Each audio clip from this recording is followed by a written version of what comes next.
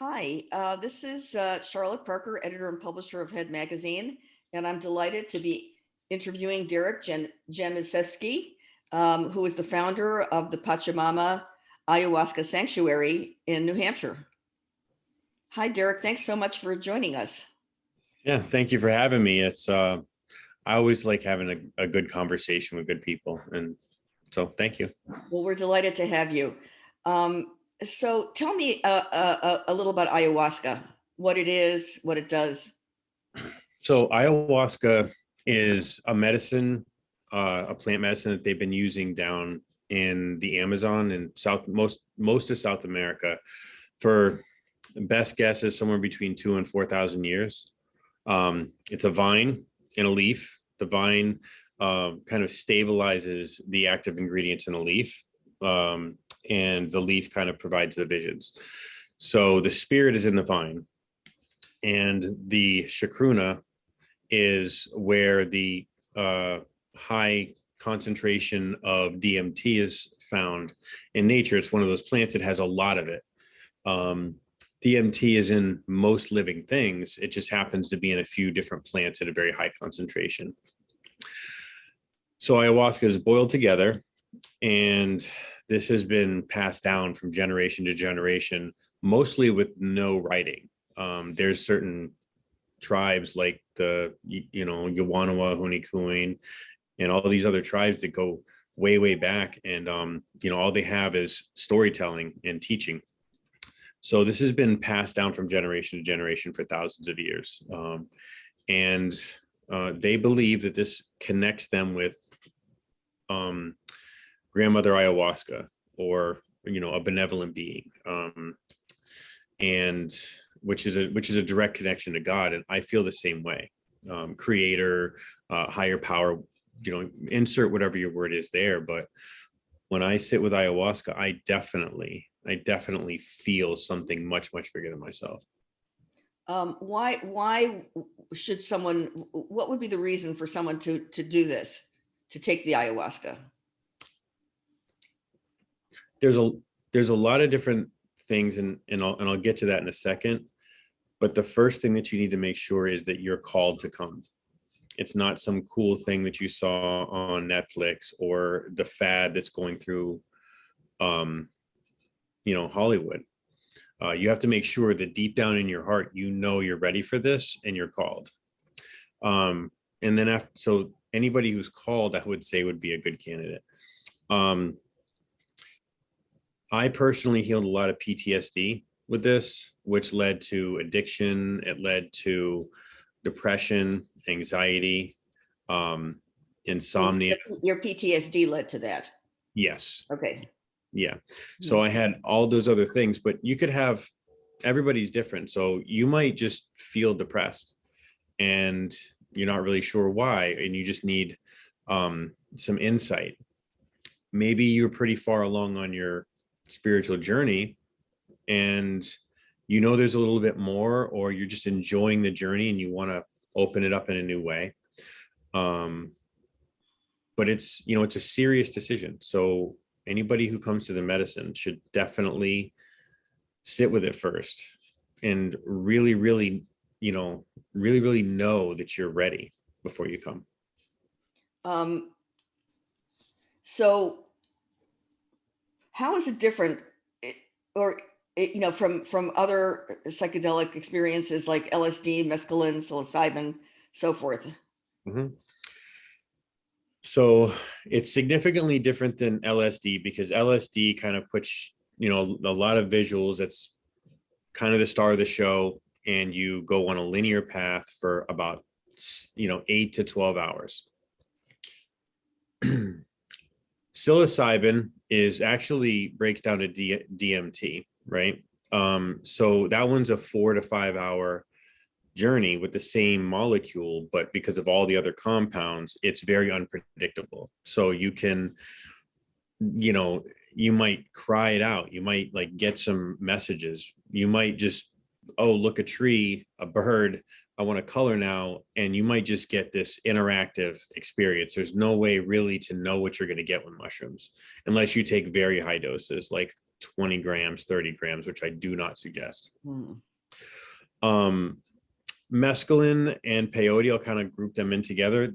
It has the most in common with this one because these can and have been utilized to go into the subconscious mind and learn about who we are and learn about our life for a long time here in America with the peyote. The San Pedro is like a cousin. So that mescaline molecule, it does have a grandfather type of energy.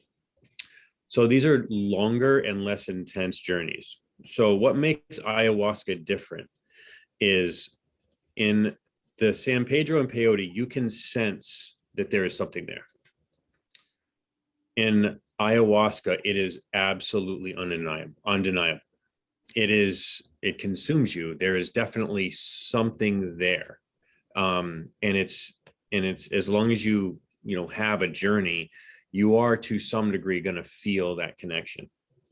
The other thing too is that like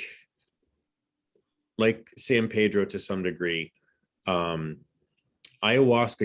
you can set an intention, and almost always she will give you at least something towards that intention. So if you want to work on a behavior pattern that you don't like, or if you want to work on a relationship with somebody who's been strained for a lot of years, or if you want to work on your physical health and you want to figure out what to do about that, just ask, and you can find signposts in your journey along that path. If you try and do that with mushrooms or LSD, it's not gonna happen with regularity. Okay, now tell me about the Pachamama Sanctuary. So Pachamama Sanctuary, we started in February of 2019. I was asked to help organize a retreat because a friend of mine who had just gotten back from Peru, who, studying to cook, studying to serve, he was ready to serve and he wanted to come back and he wanted me to help him. And I told him no, like 3 or 4 times. I just wasn't interested in that. And besides, he lived in New York. So one thing led to another. He got me to do it. And I thought it was a disaster inside me. We had 5 people. We're all sleeping on like pushed together couch cushions with like sheets stretched over them and whatever random couch pillow we could use. And I left and my head was hanging, and the 2 gentlemen that were connected to it, one with the location and one with the medicine, said, "This was great. You got to do it again." And that's how the second one happened. And then obviously they kept me on the hook for one more, until eventually it all clicked that I have done a lot of jobs in my life, and I'm not a medicine man. I'm not a guru. I'm not a chef, although I do cook for the weekends. But my background has built me for this. I received the compassion from my parents' neglect. I went to work in the marketing field for 17 years. And so I found I found ways to market with integrity that's very, very minimal that works.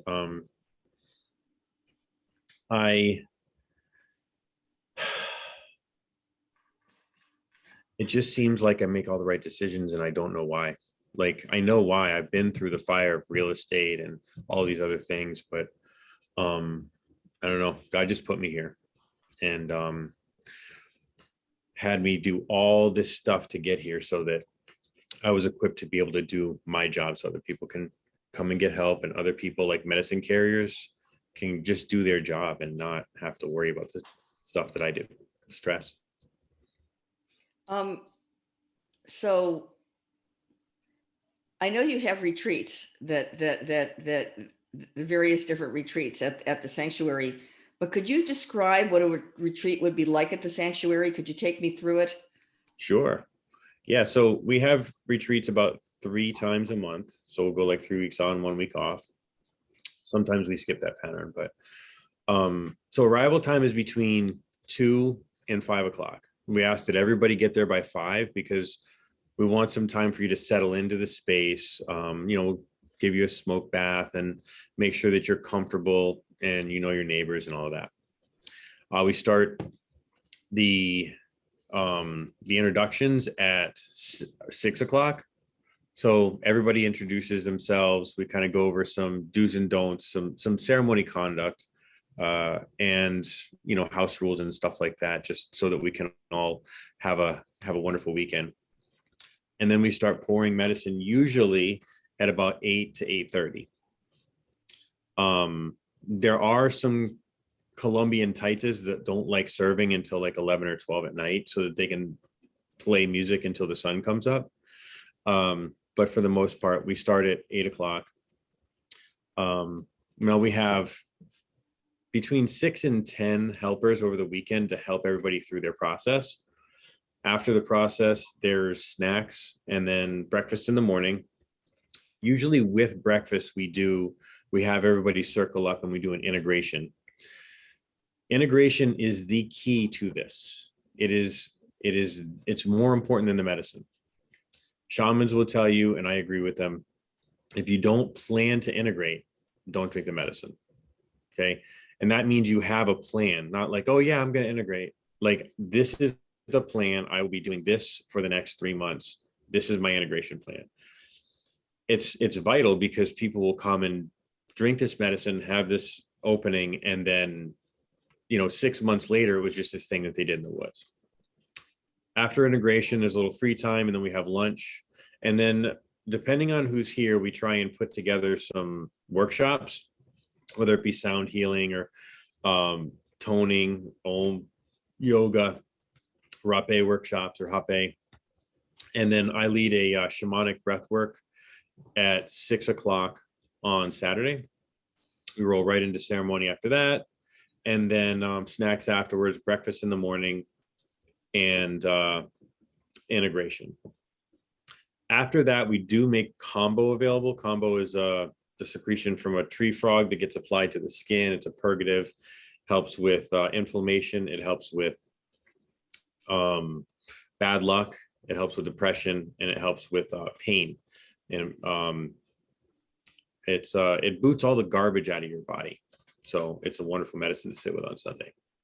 And that's our weekend. That's what you can expect if you come.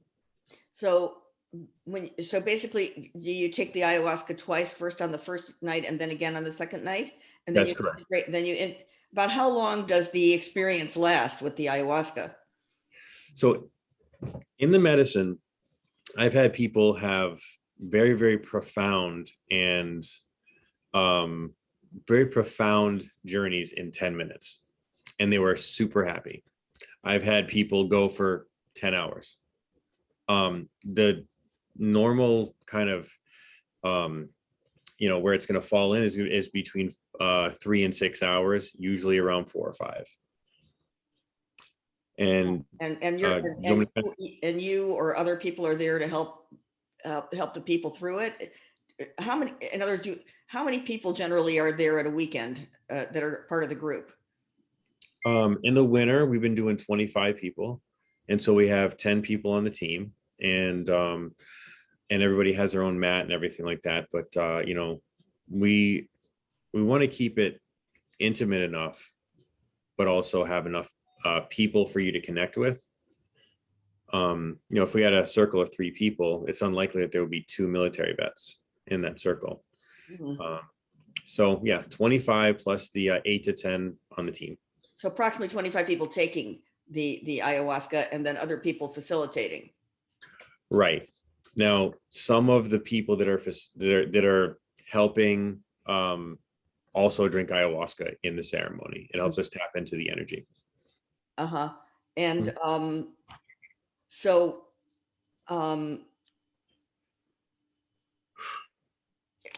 is there, do people have physical responses to it, or is it generally just an internal response that you witness? It is It's all over the board, really. It's Mhm. definitely, I would expect some heavy body, some vibration and stuff like that. Some people, need to get up and do yoga. I do. I need to get up and do yoga in the middle of ceremony. Mhm. It definitely affects your body. There's pretty colors and all of that too, but those two things are kind of distractions, and you need to kind of dive into what's going on in your mind rather than what you're seeing with your visions. And the fear that you might have because your body feels weird. Yeah. You know? Is there, I mean, have you seen people have, we're going to talk about the profound things that you've seen. So have you seen profound, changes in people? Definitely, definitely. It really helps change people in a big way, and there's three reasons for that. Number one, they DMT gets released. You know, theoretically, DMT gets released when you die. So it's kind of like tricking your mind into thinking that you're dying. So when you come back with so much gratitude that you can do it all over again tomorrow, Mhm. that's part of it. Um,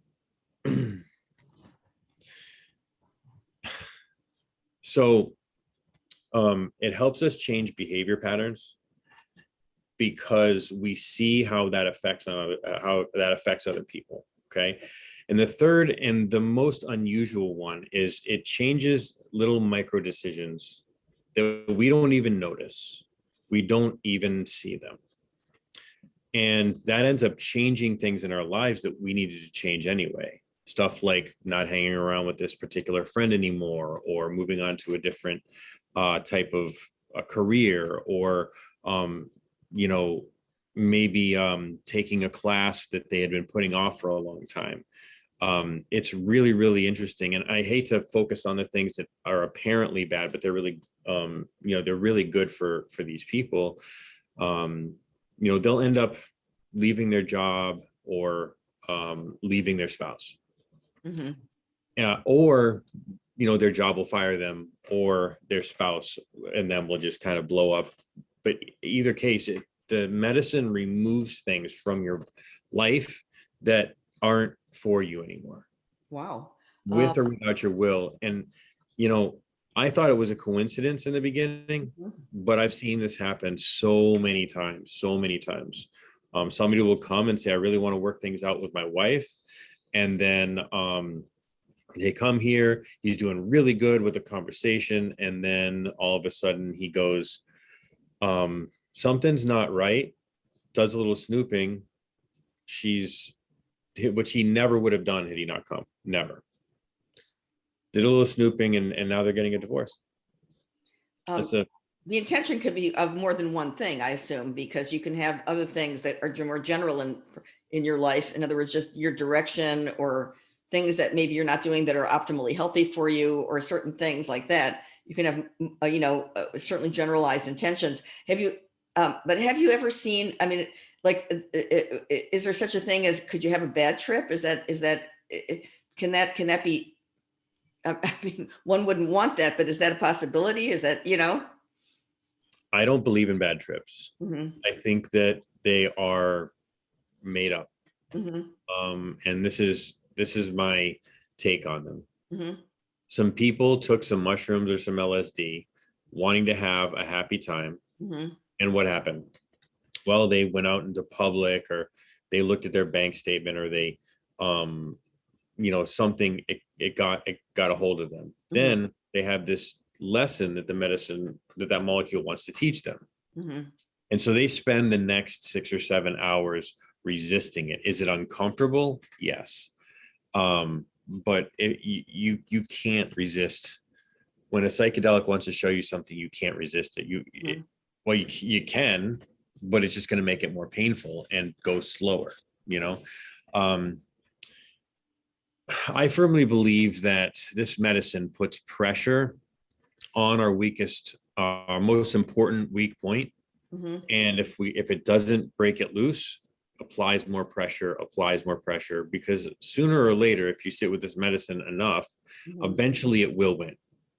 The medicine will shift that thing that she has been putting pressure Mhm. on. Tell me about age. What about seniors and what about young people? Is there, can you be, well, I mean, I assume you could be too young. You can't be a child, but I mean, um, can you be too old? I mean, is there an age in, is it okay for seniors? Is it okay for, you know what I mean?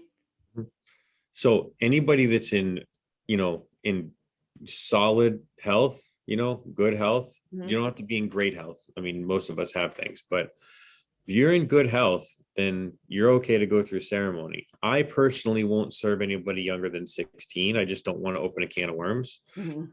Um, but they serve as soon as they're born. So they drink when they go into labor, they drink, Mhm. and then they have the baby, and then they latch it, but they put ayahuasca on the nipple. So they start drinking doses around 3 or 4 down in the jungle.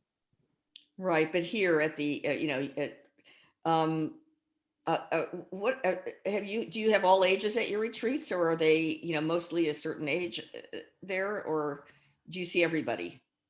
I mean, we see people. I've served a couple of 16-year-olds. I've served a few people in their, um, you know, in their 70s.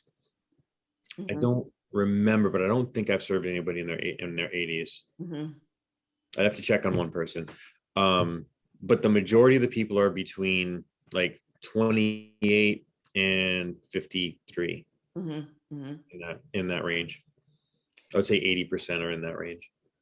And Um, 80% are first time drinkers here too. A lot really? of people come to drink for the first time here. A lot. Yeah. Oh, yeah. Um, no, I saw on your website that you have different leaders that come, that are guests. What do the different guest leaders do? They have been trained to serve the medicine in their own way. So, they have their own lives and their own, affairs. So I rotate them through, but like Taita Hector Ortiz, it's just on there as Taita. He studied in Colombia, as well as Taita Pedro and Arcawa. They're all Colombian, so they bring a certain way of serving. Um, we have other people that serve in different ways. And they basically serve the medicine, protect the space from spiritual, issues. They keep it very, very safe. Um, they provide the music, and they know, so they drink a pretty solid amount of medicine to be able to get into the medicine, so they can see what's going on with another person. And then they have a whole bag of tools that they can use to help somebody who's having a difficult experience, like Pacho, Florida water, etc. And they know how to use these masterfully.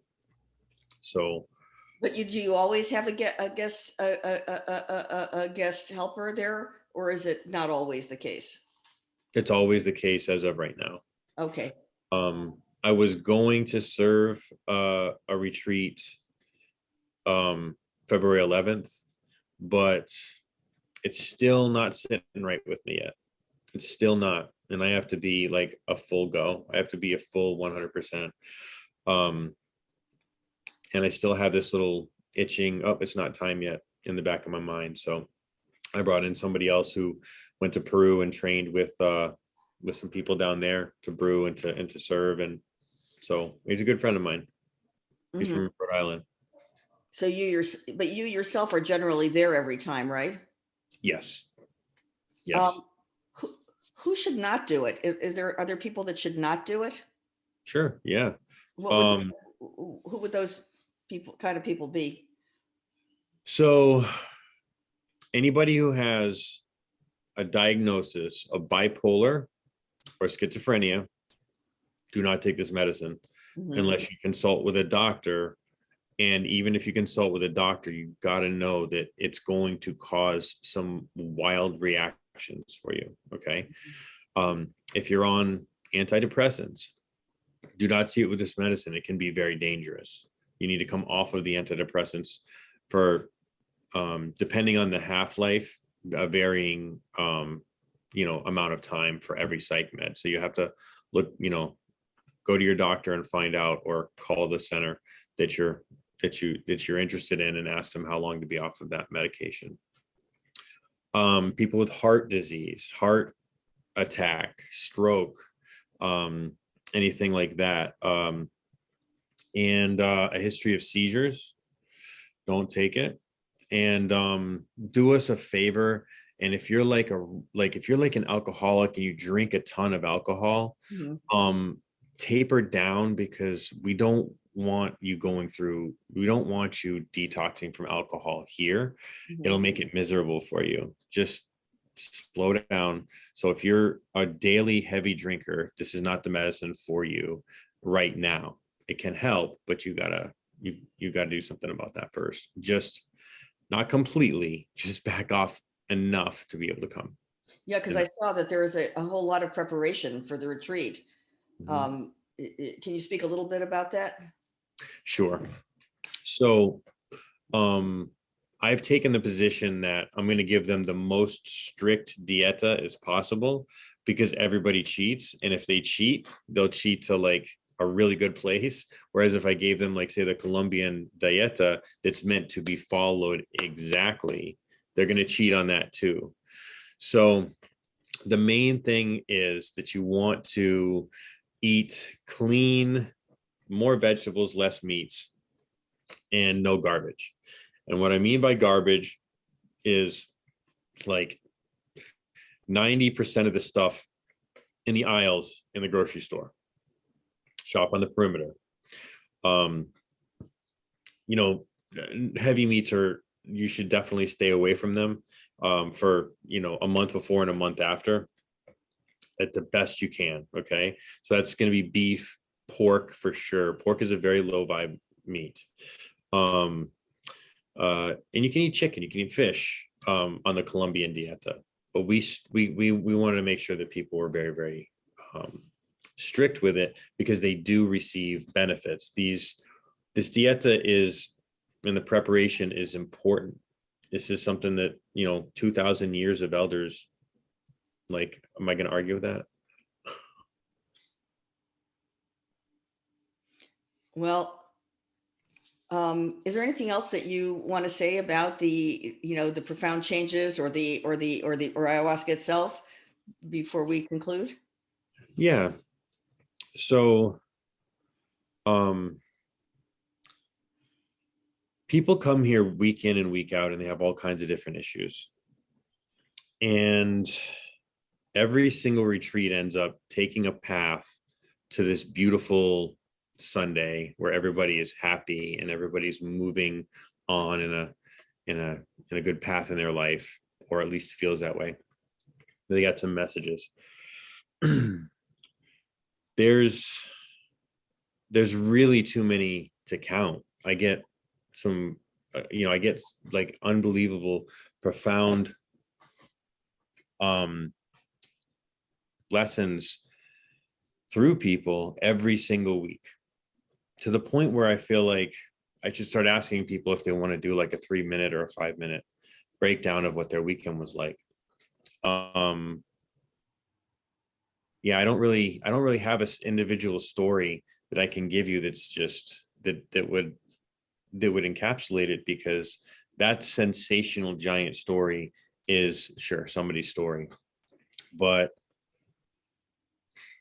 the story is for you. Like, you live your story. So if I tell a bunch of stories, I don't know that it would help. I can tell you though that people that come here that are experiencing symptoms of depression, they go home and they don't have it for 3 weeks to a couple of months at least. Anxiety, people leave here and they can go be around people more. The agoraphobia goes away.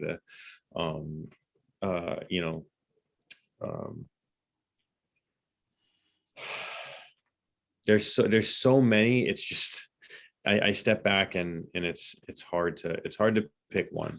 It really is.